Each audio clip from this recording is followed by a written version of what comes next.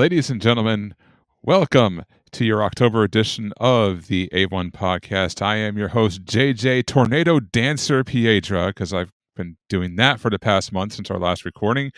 And of course, I am joined by Matt, who also would like to say, fuck Tokyo Revengers, and Will, who can't tell me about Nalaria Windrunner Nendoroid at New York Comic Con to save his life. Well, excuse me, I didn't know that was gonna be popped up there. I mean, yes, I know like there was gonna be popped up something, but I didn't know there was gonna be an extra World of Warcraft Endo. Jeez. What's worse, I even brought it up in Discord, and you're like, I didn't know you're into Diablo. Like, Nalaria's not Diablo. Yes. Wrong property. Yes. Yeah, fuck Diablo. By the way, Lilith can go sit on a fucking poison femur for all I care. Jesus, yeah. Like, thanks Blizzard for typing up what was a decade for 4, and 4 is a fart. That's all I gotta say. Thanks. Like, I know this is not a video game podcast, but don't even get me started on their fucking patch for the 20th anniversary. Like, probably the worst patch they've ever released. Like, I don't even feel like the normal patches, which feel like paid beta tests. It's like a paid fucking pre-alpha test. Jesus, you might as well join me and just do 14, man. I'm 14 rating for I've been having too much fun with that lately. But anyway, we gotta talk anime. Well, Final Fantasy 14 is kind of anime, and I do have a level 90 Black Mage that's been sitting there since Endwalker, so I might just refire that up.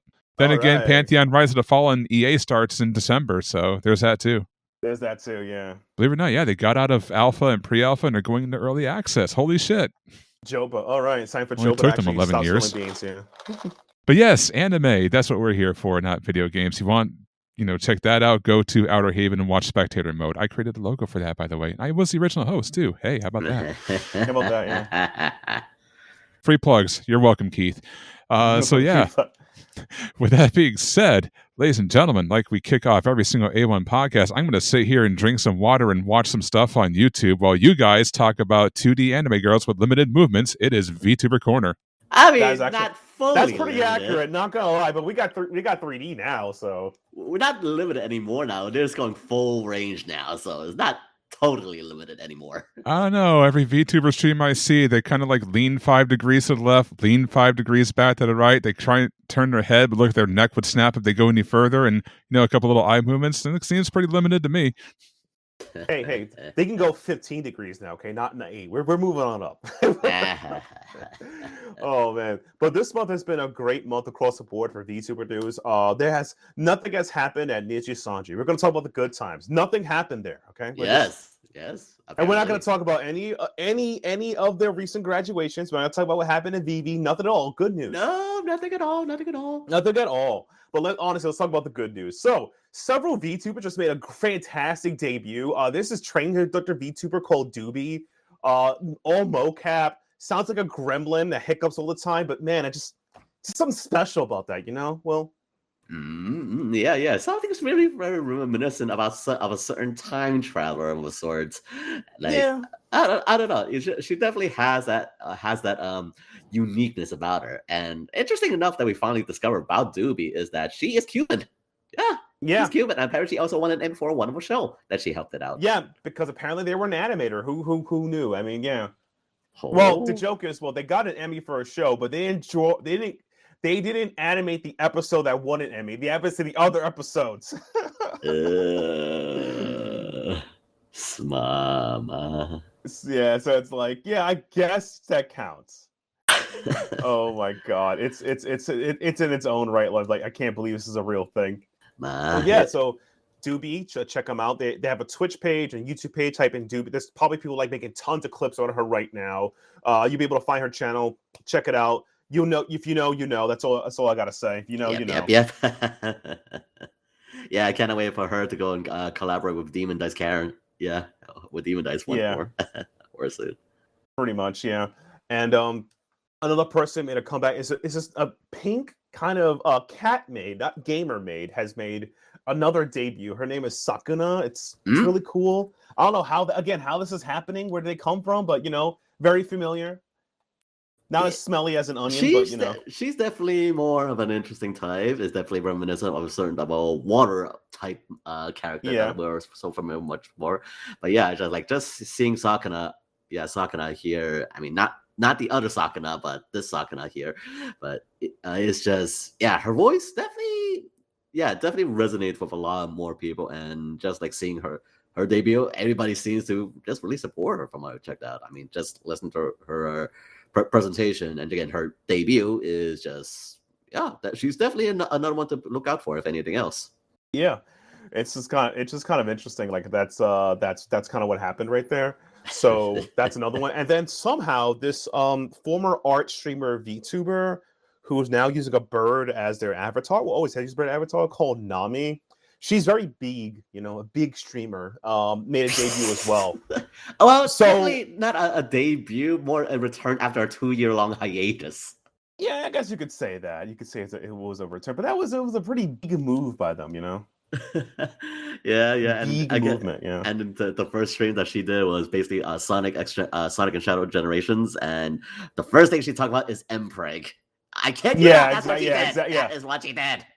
Yeah, that actually. So it's like, I just don't know who these people are, but it's like it's crazy, just all coming out of the woodwork, and you should check them all out. Yeah, just type in Sakuna, you'll be able to find them. Doobie and Nami, you'll be able. If you know, you did the thing. You're smarter than the average bear. It's almost like somebody has come out of retirement or a certain major life-changing events at a corpo, and now going back indie now. Who knows? I don't know. It feels like a something similar to a V Shoujo thing. I don't know. Not yeah, these things just happen a lot these days. But it's just crazy. It's just crazy, man. It's crazy. Well, check them out. Yeah, I would highly recommend check them out. Also, we have some good news. I would say so. A lot of VTubers will be having a 3.0 debut, or at least I would say a touch up. Personally, so this is my opinion. When a VTuber, you just say from 1.0, 2.0. Isn't that much of a model ship? Maybe 1.1 a model ship, but 3.0 is usually model ship. It depends. It depends on the artist they hire. But so Mint Fatome, our favorite office mate, a ghost. Okay. Mint's doing a re-debut on Halloween for a 3.0 model. So if you're a huge fan of Mint and Metal Gear Solid, Mint, check her out. She's having, and as well as Mori Calliope will also have a 3.0 and a concert on Halloween as well. So that is some big news right there. I'm pretty excited to see both of them. Hopefully, obviously, Clippers will clip. I respect you guys, just in case if I can't see both, so I'll be checking them out if I can. And speaking of also concerts, I guess you could talk more about this as I have a chance to see it. Sakura Miko, OG Elite Gen, has had a concert recently. Is that correct there, Will? Yes, sir. She's recently held her own solo concert, and last I checked the reception, you pretty much had like the people around there. I know Mookie Rose went to stop by in Japan, and yeah, just to see the growth from Miko. Like if you see the videos, like again, she only had there was a one way back when she was starting. There was only one person that came to her meet and greet, just that one person, and now bam. Filling up an entire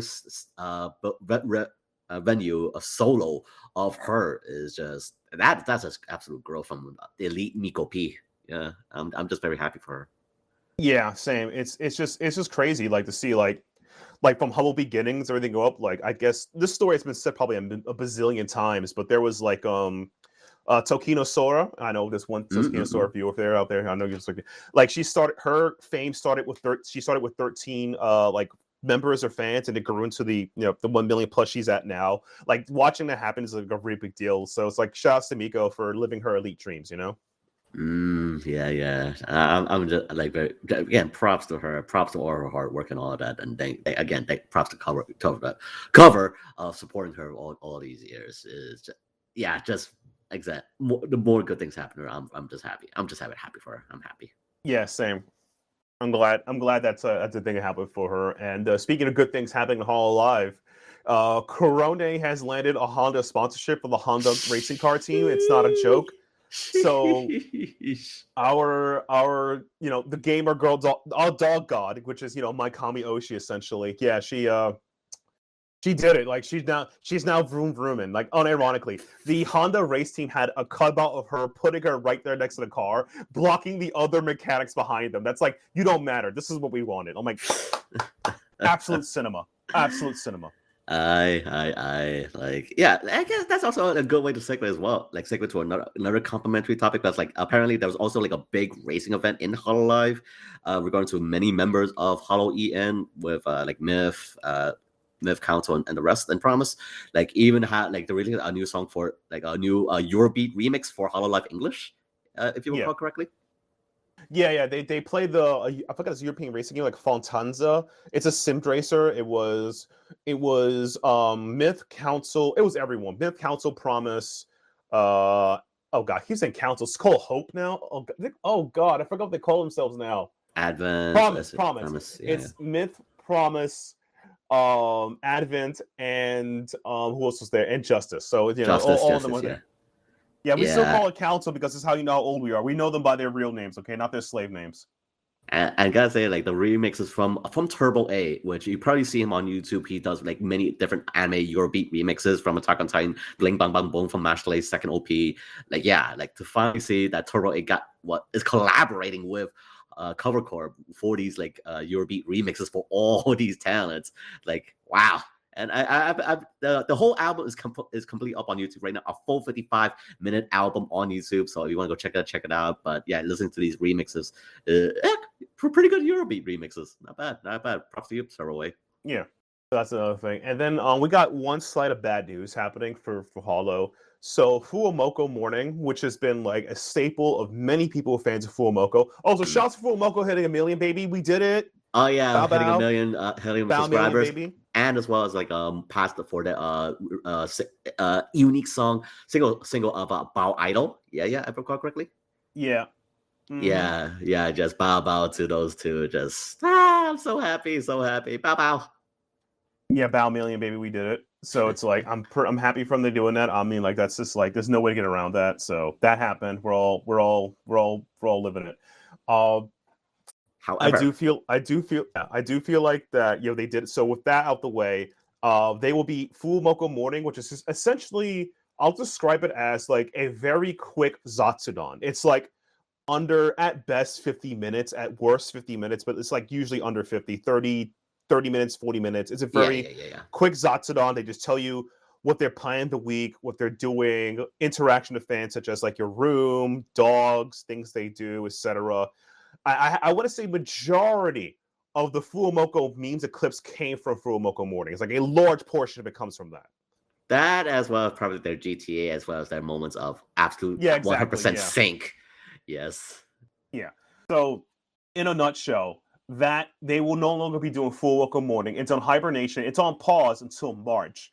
Now, the reason why I think it's on pause until March is because Holo Fest 6 is happening soon. Okay, yeah. So if that's happening soon, it is safe to say, or to assume, that they will, a lot of the EN girls, the people who's going to participate in it, which probably hopefully everybody, will have to go to Japan and do the training montage arc. Yep, and that's fair to say at least. Like everyone's got to meet, like with all these girls, you got to like match up, especially for Holo Fest, and it's gonna be, it's gonna be big if anything else. And so it kind of will interrupt any of the girls' talents. Like if they have anything scheduled for those time period at this like the last end of 2024, might as well put your own personal project on hold and get ready for Holo Fest. Yeah, exactly. Yep, it's that is what's happening. So it's like it is safe to assume that is what's happening. So in my mind, I think that's what's happening. So it's like they're playing for that as well. So I know that like currently Zetsia from Holo Indonesia Gen 3, she's already in Japan. She moved there. Bibu has moved to Japan, I think months ago. If I'm correct on that, I think months ago she already moved to Japan. I think so. Yeah, so it is definitely safe to assume that this is the Japan arc. We are now in the Japan arc, everybody. Like get it. So get it when you can. Yeah, so it's gonna be like one more week of full mocha morning. So get your last dose before until next year. And honestly, I do love my full mocha mornings again. Ever since from Asa Coco mornings with the alumni Kiryu Coco, yeah, just those Wednesday Mococo pep talks. Those are always the best ones in my opinion. Yeah, like I would say, Asa Coco Morning was a very different show, but the idea stayed. That's the one thing I feel like. So just chatting streams, or I guess if you're in a hollow indie VTuber space, Zatsudons are cool, but I think like if people have their own spin on it, it's interesting. Such as like if you watch Ole Pole Morning, which translations obviously, which is Polka's morning streams. Polka's morning streams are just like the most like emotionally honest you can get to somebody talk about stuff. Like she's not depressed or anything, but she just like talks about how she actually feels about stuff. So that's kind of cool if you want that. Full Moko Morning is just a quick wrap up about everything and anything they're doing, and also cute memes, etc., etc. It's like a very condensed version of it. The OG Asa Coco Morning was just a shit post show, and I love that. I really missed that. It was just a like it could be ranging from 10 minutes to like an hour of just shit posting. I love that. I will give credit to God to that. That was actually good. Hiya. Yeah. So I'll give credit where credit's due for that. But then you have like the most anti version of it, and I mean this very politely. If you ever seen Kiori's morning show, those are not shows, and I mean this in a sense of they will take up your entire day. It's supposed to be just for the morning. Actually, it's the whole evening. Your entire day is ruined. That is it. So that's how crazy it is. But honestly, yeah, I do like it. I'm a Zatsudon consumer. I'm looking forward to seeing more people do more Zatsudons if they can, get their own spin on it. So I'm a little, like I'm saying, I'm sad that I get no Fuumoko mornings anymore. It's over. The dream is dead. It is time to pack it up. For now. Jokingly, yeah. For now, yeah. Well, yeah, that's. I think that's every news I have that came out, or we know that came out for like October. It's been a good month. Nothing bad happened except for some graduations happened at this other company we're going to talk about. That's it. That's literally it. Yeah, pretty much. But if you need something to lighten up your end of October or whatever it means, like how about we just take a little look back at regard to our favorite little bird, Doki Bird. And Doki? Oh yeah, God, yeah. Yeah, I just want to talk about this just slightly because if you want to talk, because obviously, ahead, yeah. If you haven't followed Doki Bird already, again, she's been just killing it. If anything else, like from her streams and such. But there was one recent stream that I cannot help but laugh out loud funny. So if you haven't, if way back in the early days of YouTube, you probably remember this culture game known as Honey Pop. Back in the day, Markiplier, all those guys, even PewDiePie, I don't know, back in the day, we actually can play good culture games back in the early days of YouTube. And so Dokima decided to oh, hey, this seems like an anime Bejeweled. Except it's not anime, it's culture. It's a legit H game. Yeah, I know. It's like, yep. Mm-hmm. I did not realize this was an H game. And the entire stream was just absolute laugh out loud funny because apparently she did not download the Steam version. This was indeed the full 18 plus version, if anything else. And she was doing her absolute darndest best to go and censor everything as best she could. Well, all up until the very end. And at the very end, unfortunately, she did not know. She was looking through Aiko's profile, and after she laid down the law, and she didn't know the profile also contains the cultured CG scenes, which also show full frontal boobies. And she didn't know. She you know that means she did Apex. She pretty much did it again, and I worked so hard. Oh, rip bot. So if you haven't got a chance to already, if you want to see some free moves on YouTube, by all means check out Turkey Bird or whatever else maybe. But that episode, the stream was just absolute hilarity. So check out Turkey Bird's recent Honey Pop stream. Is just you're gonna laugh out loud funny. I promise you. Yeah, we all. Yeah, I'm gonna as a non-degenerate wink, I'm just going to say, don't watch the stream with your window open, anyone can see you. Protect yourself. Because if people know what you, protect yourself. That's all I can say. I mean, if anything, I just watch it on a mobile phone at most because again, she showed it off while reviewing one of the characters' profiles. It didn't show anything. She blocked it with her tomatoes. Yeah, she blocked her tomatoes. But in the pro, it was like small, but everyone noticed like. Oh crap! Yeah, we all trust me. Yeah, it's so check out Donkey Streets the Honeypot stream for some laughs and giggles. It's just it's great. Before she has to go and put out the black bar down. So yes, watch that bot now. If you listen to this podcast, watch that bot. Yeah. But aside from that little moment of hilarity, I think that's pretty much it on VTuber news. If anything else, I mean, if anything else, like a couple of minor things, like I know that on the V shoulder side, I know Apricot just also debuted her new model and guard. I know Henya's back from is currently back from Ligma. Yeah, she's from Ligma. Yeah, she's currently streaming once again. So again, I'm happy that she's back on the men now. So very props to you, Henya.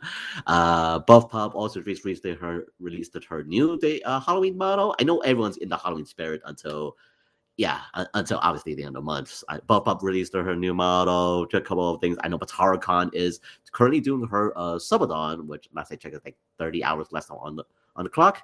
But overall, some aside from that, I think that's pretty much everything from on the VTuber side of things, unless you got something else. Nope, everything has been solid. There's been not anything crazy for VTuber news stuff. I mean, I think that's pretty much it. Henya's back of her VSojo. Iron Mouse broke records. That was like a month ago already. We know she broke. Queen of Twitch. Twitch. Yeah, she broke records. People said stupid stuff as always. Go ahead. Fruit at 3.0. I'm trying to think what else happened. Oh, and Madara, Michi, and Kuro talked about this dream they had working in this horrible black company. Like it was a dream though, not a real world. Yeah,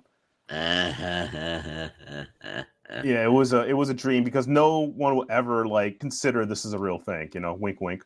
But that unironically that's pretty much everything for for that. So I think that's it. Yeah, there was a pretty good month of news. Nobody was an idiot, Hopefully it continues on. So apparently we all got a wish. So they did. A certain company didn't do anything too badly. So but they did. Yeah, they just they did. I mean, things happened terribly for them as typical, but it wasn't newsworthy. I hate to say it. That company is so bad. Is that now I've gone to the point it has to be exceptionally bad for me to actually report it because it's this is average now. This is just what I expected.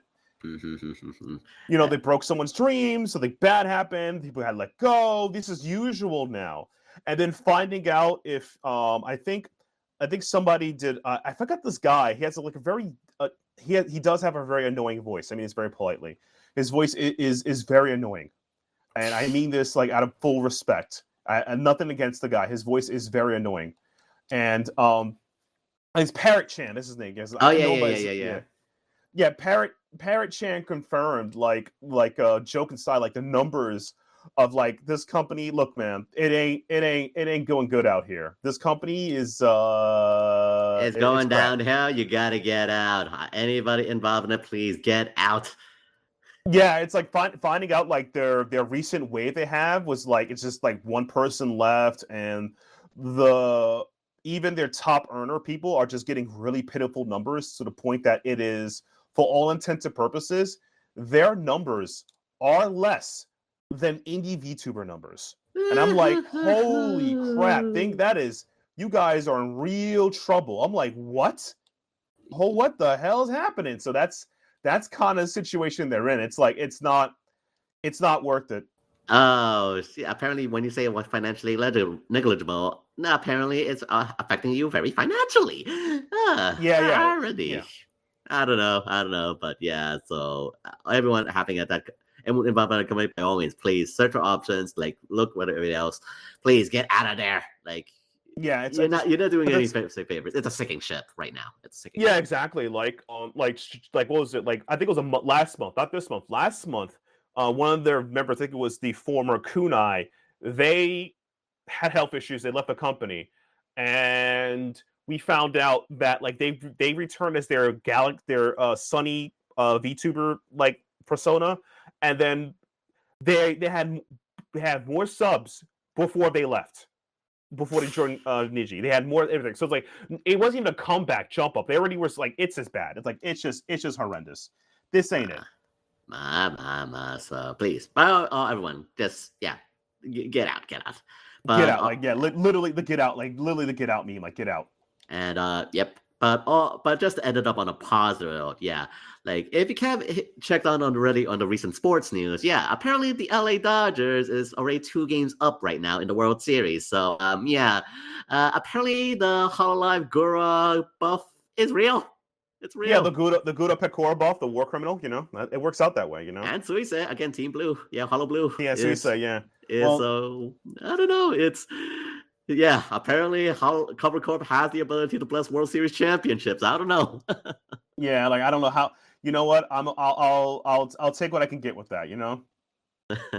As much as I want the New York Yankees to win, but I'm torn. And we could have actually had like the New York Mets facing up New York Yankees and the fact that LA Dodgers and the Mets will face off against each other for that championship was like that was crazy enough. So, that is crazy, yeah. But let's go. Let's go Mets. But no, the Mets are gone. Mets are gone. It's only the Yankees. No, that's a joke. The Mets are the home run league. Although the Mets, let's go Mets. But I'll give her. They give us a great season, so I'll give it that. Yeah. So overall, let's see if the LA Dodgers continue to pull it off with that buff. So Hololive. Let's go. If that does it for VTuber news, I guess it's time for me to roll up the sleeves. Got something to say about a certain pirate ship. Yeah. So, ladies and gentlemen, maybe you've heard of a little bit of a manga called Tokyo Revengers. Got an anime for a couple of seasons, right? Has time travel involved. It's got, youth beating the shit out of each other with gangs and stuff, which is right up my alley as one of my favorite subgenres of urban slice of life. Yeah. Well, they decided to drop some news on us. The Tokyo Revengers manga, which is being compiled into omnibuses here in the United States, which has not even finished releasing in its black and white format, is getting a color reprint. Yeah. Why is that a big deal? Why does that make me angry? Maybe because of the timing of the issue. Because this would have been really, really nice to have later on down the line, maybe in, I don't know, like an embossed hardcover collector's edition to celebrate maybe an anniversary of the series. But to put out a color print version before the black and white version hasn't even finished running yet is one of the biggest disrespectful money grabs I've ever seen from a manga company. To date. Give it time, there'll probably be others. Like he's excessive, but no, unironically, oh god, it's so pissant because Josh and I are huge Tokyo Revenger fans. You probably see me post on like Twitter, social media. Like every time I buy a new volume, I'll post it up because I love the art. I love Ken Wakuai is like considered like my top 5 right now, and I'm like, okay, Tokyo Revengers, and then by the way, they also printed the side story, Keisuke side story of Baki.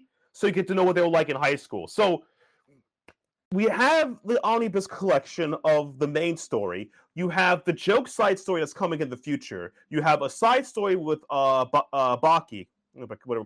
And then now, a color edition coming out soon. I'm like, wait. Right? Like, what the hell, man? What? Jesus, I hate all of you. Yeah, like seriously, the reason why we think it's so disrespectful is because, like, the original Tankobons was like 31 volumes in Japan, right? Yeah. And they're doing them 2 at a time. So I think they're up to like 28, quote unquote, which is like the 14th omnibus or something like that. Yeah, I currently have up to volume 23, 22, 23. Okay, so around there. So essentially, you paid all that money for 23 volumes of manga so far, and they're about $20 each on Amazon. So do the math, that's almost $350 you've already invested into this series. And in your mind, you're like, okay, I only got a couple volumes to go. I can spend a little bit more money and to complete the collection. I'll be happy. It's another completed series for me. And then after you spend all that money, after you've invested all that time over the years collecting these volumes, they drop this on you. And it's like, if you were going to do it like this, if you knew you're going to print this in color, this should have been offered alongside the original release so you could actually make the choice. Do I want it in black and white, or do I want it in full color? Or even better yet, just release the whole goddamn thing in full color from the beginning and don't even release it in black and white and make it like a US like collector's edition or special edition, exclusive edition, whatever you want to call it, saying, hey, you may have gotten it in black and white in Japan, but America, you get it in full color. That would have been worth it. But to spend all these years spending all this money collecting the volumes, and before it even finishes in black and white, you tell us, oh, we could have had it in color all along. Fuck you. That is a dick move. All you had to do to do this is, like I said, wait 5 years, wait 10 years, wait for the anniversary, put it in the hardcover and say, this is now an anniversary special collector's edition in full cover, or full color, hardcover. Go out and grab it. I would have paid $35, maybe $40 a volume for something like that because I love the series. Give it time to breathe, but don't fucking release an option like this before the black and white version is even over. Exactly, and it's so pissant because it's against other practices. As somebody who collects old school manga and omnibuses, right now in front of my hand, I have the Spriggan volume series, a deluxe edition by the Seven Seas, which is like, okay, so this edition of the book, this book came out like back in the day, like late 90s, early 2000s. This deluxe edition has the 2 volumes a pop, and it has the it has all the covers and certain chapters in color. They had the poster art with glossy and everything, which is standard, makes sense. It's like, yeah, this book is old. Of course, I'm paying what was it? Well, $30 USD, $30 USD for it. Like, yeah, without tax. So like, yeah, 30, that makes sense, right? Other people who make omnibus collections follow the same format. Hell, Ramune, if you bought Yokohama Kaiken Daisho, you have special issues of it, special chapters of it in color, full color, because you pay the high price because the book is old and they just remaster for a new audience. So I'm like, oh my god, I hate them so much. I hate, like, it's such a cash grab because it's like, as somebody who collects omnibus books and hardcover colors, it's I prefer my things, whatever. It's like my brothers in Christ. How could you be so stupid and short-term thinking? Because everyone in the industry knows you just have to wait for it. Like JoJo Bizarre Adventure. I mean, I'm a huge JoJo fan. JoJo Part 3, Stardust Crusade, which is considered peak for some people, which, I can agree with that. The original, when it came out for Viz, was about 17 to 19 volumes in the original Takabon format. Now you could buy JoJo in hardcover for $20 that has some color pages in it, which is good. Fair. If they printed it in hardcover and color the same time as the original Takabons, do you know how stupid you'd be doing that? Like, Jesus, man. It's just like, stupid ideas by bad creative, man. Like, stepping on their own dick can't do business kind of stuff. I'm not even like being facetious about this at all. Yeah, the thing is, before anyone gets it twisted, I am not upset over the fact that a color edition exists. I think that's great. I'm upset over the timing of it. That's the disrespectful part. Yeah, exactly. Because it's like, how is this happening? Like, what is this?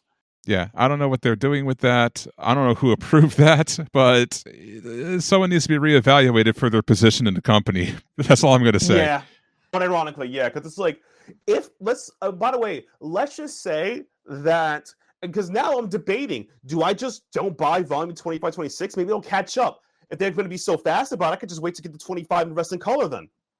What if someone does that? By the way, that's a legit option. What if I just do that? Yeah, or the other option is get your money back and sell all your volumes on eBay and then use that money to buy the color. Because honestly, if you're given the choice of one or the other, you're giving me a good idea. Like, ironically, I think that's a really good idea. Yeah, because it's like, if you're going to give me the option at the same time as both are printing, why would I not want color? Yeah. And I think that's what they're trying to bank on, is like, oh, these fans of Tokyo Revengers are loving this series. If we release it in color, they'll just buy it again and give us more money. And it's like, okay, maybe that's your line of thinking, but it kind of backfired here. At least with us, it backfired. Who knows? Yeah. Maybe there's some people who just blindly throw their wallets at their fucking computer monitors and be like, give me anything and everything that I want. And they'll just buy it anyway. Congratulations, you hooked them, but you're not going to hook me. I mean, maybe 10 years from now, when I save up enough money to go back and buy the whole thing when everything is out of print, I'll be crying about it. Maybe. But like, the fact that I haven't even finished the black and white collection yet and you want to throw color at me? Nah. Sorry. Not buying it. Not getting my money a second time. Yeah, exactly. Like I said, like it's a whole thing. Like for me, that's another thing. So story. So I'm a huge Initial D fan, obviously, but and I like Initial D. And the original Initial D was printed when I was in high school when it had Tokyo Pop. Tokyo Pop is still around, but now it's being printed by Kodansha in omnibus format. I'm willing to pay it again in the omnibus format to read it because I enjoy it. That's again, it just feels like such a very bad cash grab. Like, I'm not mad. Again, no one's mad the book exists. Like, yeah, I think it's a good idea. Who wouldn't want to, Tokyo Adventures is a good series. But it's like, wait, you haven't even finished it. What the hell? Oh, yeah, I just can't help but question what the heck you're doing. Like, finish up first, then do something like this. But you don't release it alongside with this. It's just as I said, it's just a complete money grab. Just greed, just absolute greed. Yeah, at least it's not the dumbest thing I've seen happen this month. And again, this is not a gaming podcast, but just to put it in perspective, I talked about the World of Warcraft 11.0.5 patch being a complete shit show. The servers are on fire. The people are pissed off. Nothing's working right. You're getting disconnected in the middle of raids. The anniversary event is absolutely falling flat on its face. And while people are bitching and complaining, you know what Blizzard does in the middle of it? It releases the most expensive store mount ever, the $90 Gilded Brutosaur, so you can have an auction house and a mailbox on the back of your mount wherever you go, and it just dropped that in the middle of a fucking inferno happening in her server room. Like, we're sorry the game is almost unplayable. Here, spend $90, which, by the way, is more expensive than a 6-month WoW sub and about the same price as an Epic Edition expansion pack for a fucking mount. In the middle of an inferno where their servers are burning down from an absolutely atrociously executed patch. Oh my god. So at least 7 Seas doesn't have that going for them, but it's kind of close. It's kind of close as a part of a dick move. Yeah, well, technically it's an anime podcast. You can join me being a 14 player. Jesus Christ, that is like what? Oh no, wait, you don't need 14. You're about to get on Pantheon. You don't need that. Yeah. Yeah, like Yoshi P says, do some of these people even play their own games? Yeah, no. People get mad. Like, people got mad about that as a mean comment. He's not wrong though, right? Like, logically speaking, right? Yeah. Oh my god. But for that being said, how about some more positive news before our blood pressures go through the roof?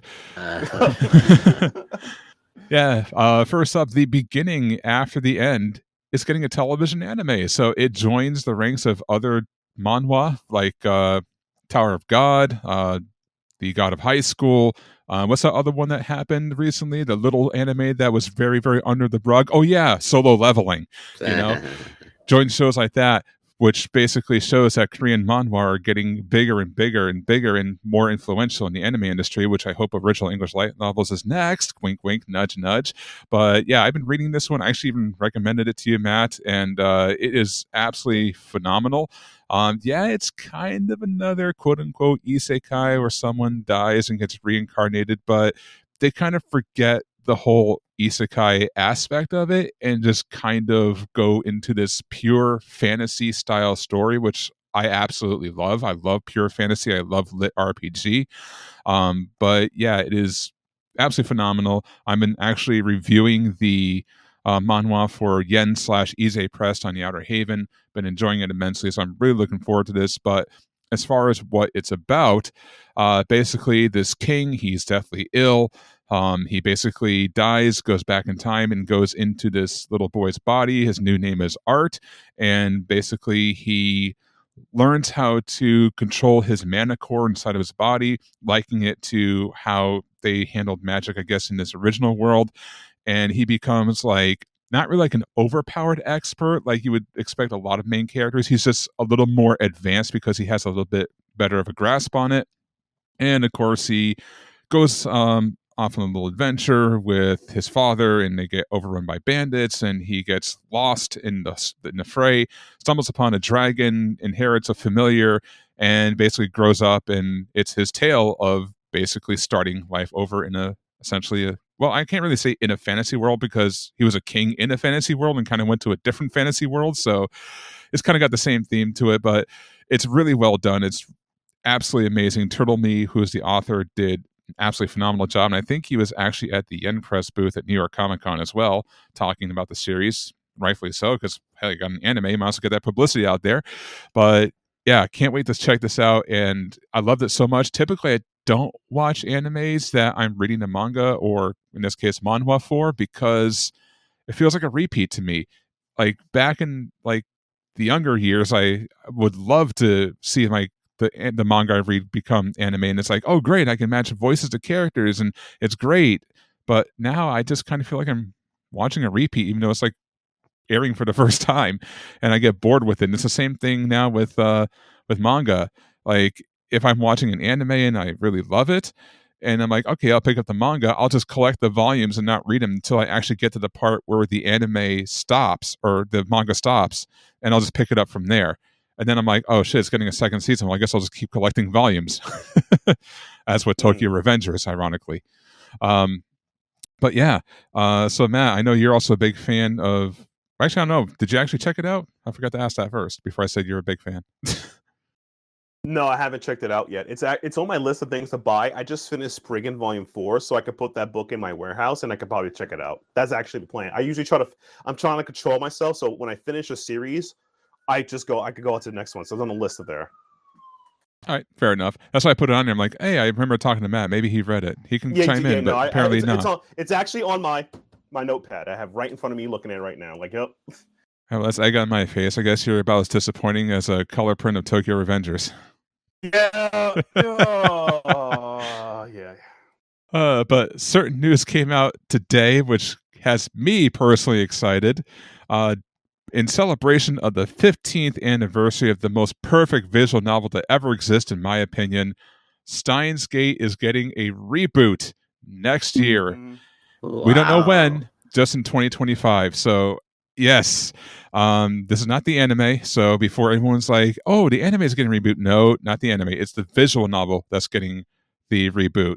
And so far, the only thing they have announced is that it will have updated artwork. The original artist is coming back to work on it. And it will have brand new story elements. And I would kind of suspect that because I guess the entire series has grown past original Steins Gate, because they had the movie where they had, stuff that takes place in the Steins Gate world line after the anime ends. And they also have Steins Gate 0, which basically tells the story of chapter or episode 23 beta. So basically when Ocarina comes back and makes the decision whether or not to save Kurisu or not, I guess he saves it in the original timeline, and in the one that skews, he chooses not to save her and gives up. And Steins Gate 0 is a story of that timeline where he actually makes the decision to go back and tell himself via time travel to be like, no, don't make that decision. Save Kurisu. Trust me, it's worth it. So they have a lot of new content to kind of like fill in there, because Steins Gate 0, the visual novel, added so much depth to the lore that it did change a few things with the original visual novel and expanded on it. So maybe they'll put that in there. They did actually release an elite version of Steins Gate where they put scenes from the television anime into the visual novel to serve as cutscenes. So whether or not they're going to give the reboot the same treatment, or maybe, if we're lucky, reanimate the animation to basically give us updated cutscenes, which would be really cool, remains to be seen. But right now, new art, more story, that's always a good thing. I'm buying it. I mean, where's that meme of Fry from Futurama just like, shut up and take my money? Just that's it. Like, I'm throwing the wallet at the screen. I'm giving you access to my bank account. Here's my routing number. Here's my credit card. Do whatever the hell you want. Here's a blank check. Just give it to me. Sapo, this is exactly what you're supposed to do with the series to make money. I just want you guys to know that that's what you're supposed to do. Oh yeah, 15 years after the original release, not before it actually finishes the original run. Yeah. You see, it all comes together. It all comes together. Yeah, that's literally what you're supposed to do. Yeah, and it's just kind of fun as well. It also matches up with the timing with we'll couple up a new Kurisu figurines as well, from the pop up to another scale figurine. I believe I posted up on our Discord chat. I'm glad to see it's getting more recognition, and I probably will be trying it when it releases next year. Yeah, so if you have not checked out Steins Gate yet, probably next year, pick up the visual novel, get a little more of a complete story, and learn why I have named it my anime of the decade and my favorite anime of all time, which still stands to this day. So there you go. It's pretty peak. Like on it, it's actually pretty peak. Even though I think I played one of the visual novel games, and I was like, oh, it's interesting. I just never went back to it because I got addictions. Anyway, I work what's the thing? I work a job that doesn't respect my sleep schedule. So I'll leave it as that. Yeah, that kind of sucks. And that's the adult life for you. Like anything and everything, they take away your soul, they take away your dreams, they take away your sleep. Yeah. Well, yeah, the working society sucks. Yeah. Yeah, so you know what else sucks? Having your mail tampered with. Yeah, we gotta cover this. Oh my god. Segue. Yeah, that's a segue. Yeah, so a former Crunchyroll employee by name of David Wald basically talked about how he received some fan mail but never actually received it, that it was intercepted by Crunchyroll and the contents were distributed to other Crunchyroll members, which, if you don't know, is a felony. It's called tampering with U.S. mail. So apparently this is a very serious accusation. And as of, I think, of today's recording, Crunchyroll, or maybe it was yesterday, obviously they're like, we're going to investigate it and check it out, blah, blah, blah. Basically, typical corporate, excuse.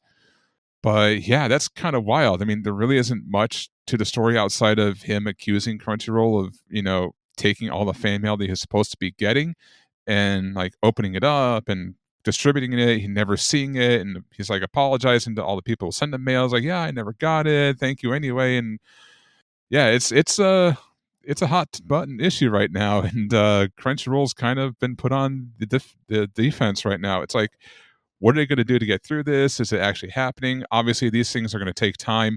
Investigations are not as quick as they happen in AEW because it's not a retired professional wrestler going around and being like, bad, don't do that, bad.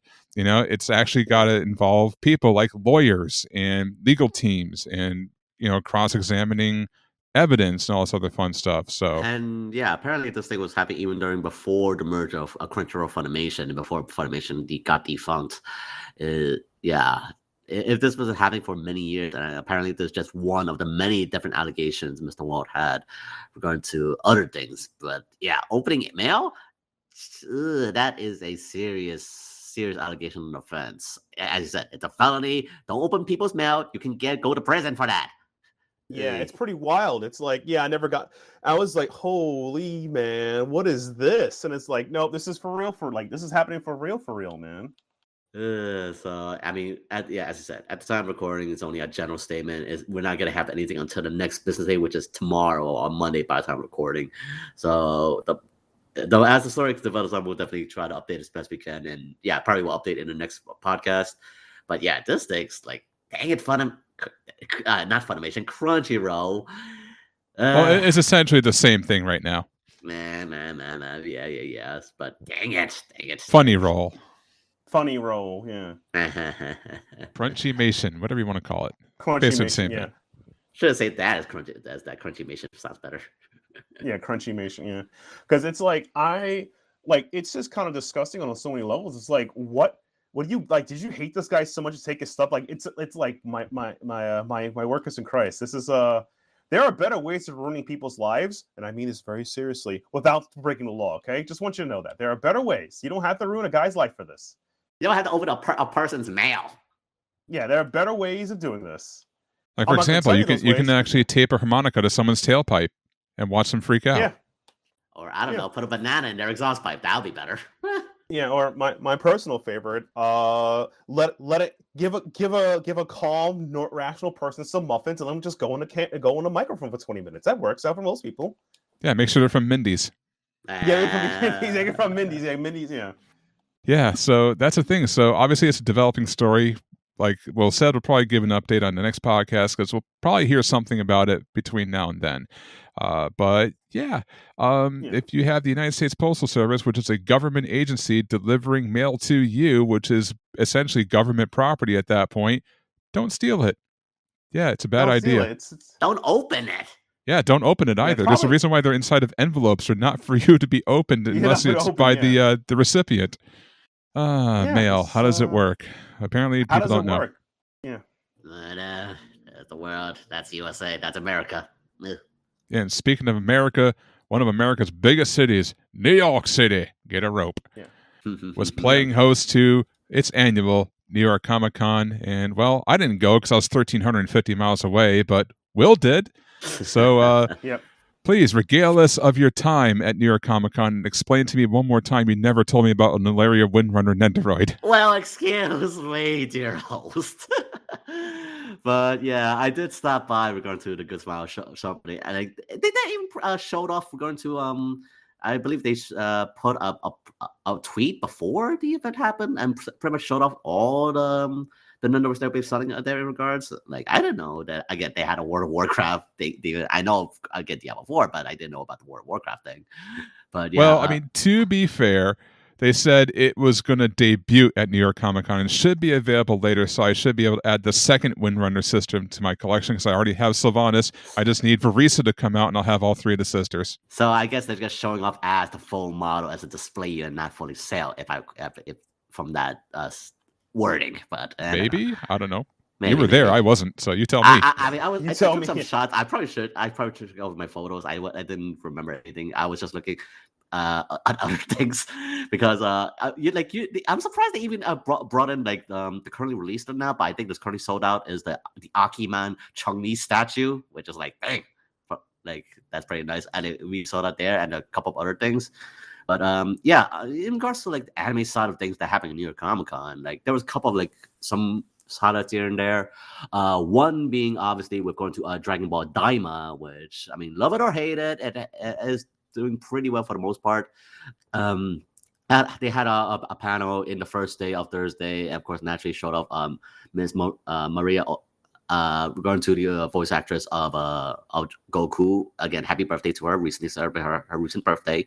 And yeah, just like basically seeing more. Obviously, there's the usual product placement. We're going to like the Dragon Ball Daima collaborations with Kakarot, Xenoverse 2, all the Dragon Ball games recently, including Sparking Zero, which everybody has played.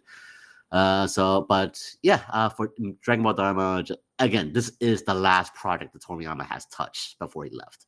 So like, love it or hate it, yeah, it's definitely seemed pretty good at the most part. Like they showed off the first episode if you haven't seen it already, and yeah, seems pretty good. So yeah, Dragon Ball Daima currently again all available on streaming services.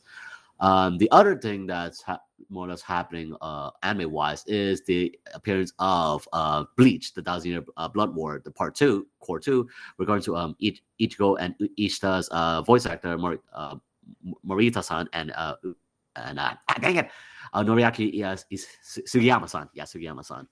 And yeah, no, overall, yeah, it's as expected. Bleach is definitely brings forth the hype, of course, for Bleach is Bleach, even cosplays and all that. And okay, this is just really the one thing that irks me a little bit. Is like, yeah, I'm part of the press. And I get it. They didn't have like you don't want to take any shots of even the voice actors of the such and whatever it may be. Fine. But when you're part of the press, doesn't that kind of like I don't know give some leeway? I don't know. It's like I have my bad showing. I don't know like that, but still not. I can't even take a shots. It's like fine. But that's just like one minor gripe, and I was unfortunately kind of slightly reprimanded in that regards. But I digress. But yeah, I met Morita-san, Ichigo's voice actor, yes, Isha's voice actor, and got their autograph. It was pretty, yeah, nice little meeting. It was good. As well, they also had couple other other promotions at the event as well, like figurines and such. Other things to note of highlight is like the I believe it was I think it was Yen Yen Press also promoting regarding to the Overlord movie, which they also had the director. Art director and producer on the show floor doing a panel as well as like doing some free signings as well. So yeah, Overlord, the Sacred Kingdom movie that's coming up pretty soon, if I recall correctly. Other manga software side, I mean, those are the only things that majorly I can recall at the moment right now. Like a couple of other things. There is, if you recall correctly, there will be a Lord of the Rings anime movie that'll be coming up pretty soon. The War of Rohirrim. Like, forgive me, Tolkien fans. Forgive me, Lord of the Rings fans. I don't remember the top of my head, but apparently it's all like created from the director who was like handled with regard to Ninja Kamui. I forgot his name. I'm so sorry. The director who did, but the War of Rohirrim, something of that sort. Yeah, the Lord of the Rings anime movie is coming up pretty soon as well. Of course, regarding to manga wise, there was like plenty of other stuff. Like Ise Press was there, Yen Press was there. Pretty much the majority of the people were there promoting the stuff, including like a couple of new announcements that were announced. That yeah, Josh, you did put up some things in regards to that. Like, I think like one thing you were looking forward to. Refresh my memory. Yeah, out of the 13 books that Yen Press announced, I forgot how many Ise Press did. It was only one book out of all. Actually, not even that. I think it was actually from Kodansha that announced. And I even forgot what it was at this point, but I had to look it up. Thank you for putting me on the spot. But yeah, there's like only one book that actually caught my interest out of like everything that was announced. Yeah. Sadly enough. I mean, there was also probably like one other thing that was announced at Yen Press, which I didn't attend the panel, but like if for culture fans, it probably matches up in your alley, and which is basically Reincarnation Coliseum, the weakest skill conquers the strongest woman and creates a harem. Damn, these titles are getting long. But yeah, if you don't recognize this title and you recognize the art style, you probably recognize it on Twitter here and there regarding to its very particular style and scene, if anything else. Again, if you like Chain Soldier, Chain Slave, and such, this may be up your alley if anything else. But yeah, manga wise itself, it was, I don't know. If you had manga wise, there was pretty much some things here and there for you in regards to New York Comic Con. Again, I was just interested into Bleach and maybe a little bit Dragon Ball, but that was just pretty much it. They had like a big giant inflatables lake with Goku and the such. And I know that there was a Magic card collaboration, which interesting enough, by the time recording, that we're doing a collaboration with Final Fantasy. Which, yeah, Magic and Final Fantasy, interesting collaboration. Oh yeah, no, I remember. It's at New York Comic that was showing up like X-Men and collaborate with Magic. So that was an interesting thing they did. But yeah, New York Comic Con, yeah, anime wise, it was pretty decent. And I mean, obviously, it's not like an anime NYC which fully focuses on anime and manga, but it was nice. And heck, I got to meet Jacksepticeye, so that's kind of a nice little topper off there as well. So actually, yeah. I remembered what it was. And actually, I was wrong. It was from Yen Press. And how could I actually forget this? I'm so stupid. It's the 13th footprint from Kei Sanbei. Yeah, of course, Matt and I are big fans of Kei Sanbei because he did Erased as well as The Kid I Saw in My Dreams. Yep. I'm just surprised. Like it's like I will print another one. Like another one. Like, literally. Like I was like, oh, we're just gonna keep. All right, let's keep this train going. Also, all of their works in English have been printed in hardcover format, even though they're older in Japan. It's like we're making it a vestige. We're not okay. Dead horse. No. I think the horse still has life in it. It still has life in it. Yeah. Fuck 7 Seas. Anyway, yeah. Continue. Like Jesus, man. Give him some breaks here and there. But yeah. No. Fine. But yeah, that's pretty much essentially it. Does happen in New York Comic Con, at least according to anime and manga wise. So yeah, if you enjoyed New York Comic Con, like fine, it was a pretty good deal. I will be talking about writing more in my retrospectives sometime down in the future. Hopefully, get it out pretty sooner than later. But yeah, New York Comic Con, it was nice. I think pretty much Jacksepticeye more or less set us up in his video. Is basically it has its ups and downs, great moments, but also horrible moments. So that's pretty much my summary. If you want to hear my points, so yeah, greats, but also greatest highs, great and lowest of lows. So yep, that's New York Comic Con for you. All right. And that does it for topics, so which means only one thing. It's time for recommendations, and yes, I did not forget about him this month. All right. All right. Pretty scary. So let's go with Matt first. What do you got for recommendations?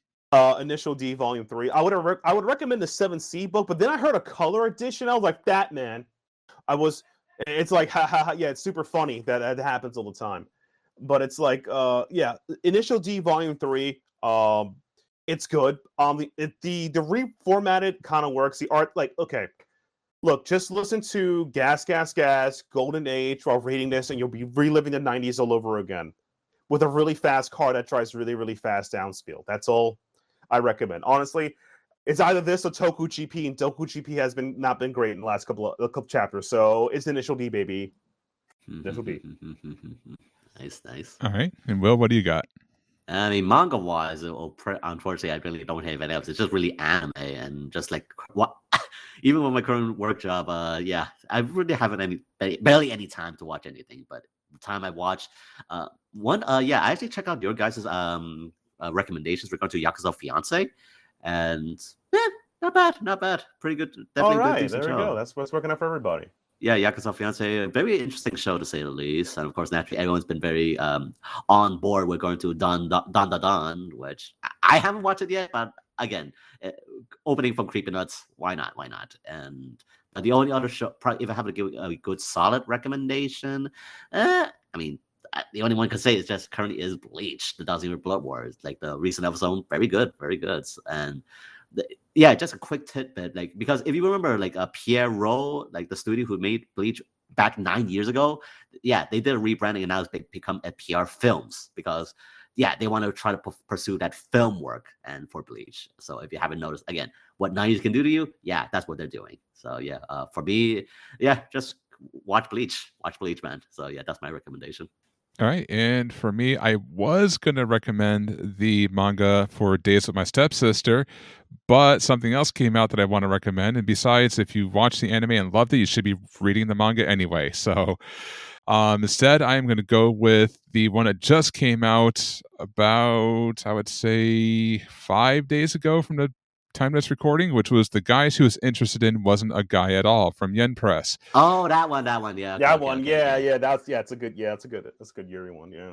Yeah, this is awesome. It is a Yuri romance manga, although the first volume only gives slight hints. So basically, it's about a girl who essentially doesn't fit in because her taste in music is not like anybody else's. Everyone obviously likes like K-pop, J-pop, all that, popular shit. She's into more like 90s alternative shit. She's like into like Nirvana and Beck and and all that stuff.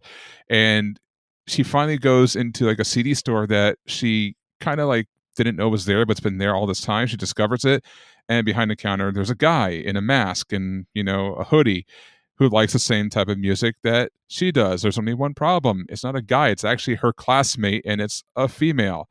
And so her spirits kind of get a little bit crushed in the fact that her romantic feelings are like, confused, but at the same time, she's just happy to find someone who loves the same type of music that she does. So if you're into like a musical story with a little bit of light Yuri, this was a phenomenal first volume. And even though I was provided a digital copy from Yen Press to review, I picked up the physical version when it came out. And this is really, really unique in the fact that the manga is in black and white, but all the backgrounds and accents are in lime green and full color in every single page. It's like one of the most uniquely put together mangas I've actually seen. And I literally have over 1,200 volumes of manga now. I'm saying it right now. Most uniquely put together manga I've seen. Just for the artwork alone, phenomenal. Story, great. First volume, 4 out of 5. So that's my recommendation. Nice. Okay. And that brings us to final thoughts. Yes, we're actually doing final thoughts before or after recommendations and not combining them into two because I didn't forget recommendations this month. Hey, there we go. Yeah, hey, we're finally a podcast, baby. Let's do this. Yeah. Hey, after almost 9 years, I'm allowed one mistake. One mistake. Well, 2 if you count actually starting this podcast. Hey. The second biggest mistake was telling everyone. No, that's not there. Was trying to convince me to read Stein game. Actually, it wasn't a mistake. I gave up on it after playing one game. God. Oh, by the way, just before we get the final thoughts, I'll just do this so we can finally beat the dead horse and just a blanket one for everyone. Fuck 7 Cs. All right, now we can get the real final thoughts. This was like, I'm sorry. F them for that. Nope. But that's up there. Yeah, but final thoughts is that's up there for those guys. I think it was just one of the worst cash grabs, and we just talked about several books that are coming out with like deluxe editions, standard editions that you could check out that are considered old over there but new here. Of course, you put a little razzle dazzle on it. Anyway, those guys. Yeah, my final thoughts is obviously some C's, but if you check out the books we recommended, and if you haven't already, Yakuza Fiance, I highly recommend it. I've been saying this series praises since 8 months ago, so check it out. I highly think it's like a top 5 series right now for me. Oh. I guess for me and my final thoughts is one, obviously have a safe Halloween. Definitely safe on going out there. And we're heading into the fallback hours, so we'll be getting 1 more hour of sleep. So just a reminder of that here in America. And just hopefully as we head into the fall season, it's getting colder, bundle up, hopefully no more hurricanes. And we'll see how things go at the next month and November and turkey season. I mean, are we going to be doing a turkey episode this season? I don't know. I need to check out the calendar. But try to be good. Try to listen, not make the world burn further as it is, hopefully. So those are my final thoughts. And play Metaphor Beast Fantasio. Great game. Yeah, you say no more hurricanes. Unfortunately, the computer models have something developing in the Caribbean around October 31st or November 1st. And right now, the models are all over the place. I've been watching it for the past week. The first model had it going into where Helene went into the Big Bend of Florida. Second model had it going to the West Coast where Milton went in. Third model had it going across Cuba and into the Bahamas and out to sea. This one has it going over Haiti and Dominican Republic, looping, going west towards Florida, stopping, going south to Cuba, and then across the Yucatan. That one's fucking drunk. I don't even believe that one. So something is developing. No one knows where it's going to go. We just know there's a 40% chance next week in the Caribbean to have something happen. So buckle up. Hurricane season's not over yet. Jeez. And ironically, that's my final thought is fuck Hurricane Milton. I had to dodge 3 tornadoes within 5 minutes from my house. Luckily, I didn't get hit. But dropping tornadoes all around me was not exactly the way I wanted to spend my October 9th. So fuck Milton. All right. And 7 Cs. And 7 Cs, yeah. And 7 Cs, yeah. And also, F Crunchyroll if you did steal me people's mail. Oh, yeah, there's a suit. Yeah, the sad part is I just couldn't. For Crunchyroll, and I'm assuming this was Funimation before they used Crunchyroll. So, but it is Crunchyroll. It's all right, I'm not gonna give people my money because you might steal my mail too. I don't know, but jokingly, I don't want to support bad businesses. If you're a bad business, I'm not giving you my money. That's just how I think. Sorry. And again, that's also going up again. Sony owns them, so and low key, oh for fuck Sony. Yeah, for Sony. Yeah, God, we're just passing all the episodes around today, huh? All we need is Jack Tretton to come back and be like, we're very, very sorry. Oh, God, yeah, I'm sorry. Oh, that would be perfect. Good times. Indeed. And with that being said, ladies and gentlemen, until next time, where it should be close to or around Thanksgiving, depending on how the holiday drops, because, calendars, we could pull one up, but we're not going to, because that's how we roll. Until then, for Matt and Will, I am JJ saying Godspeed to all you out there in Radio Land. Fuck 7 Cs. Peace. Bye. Later.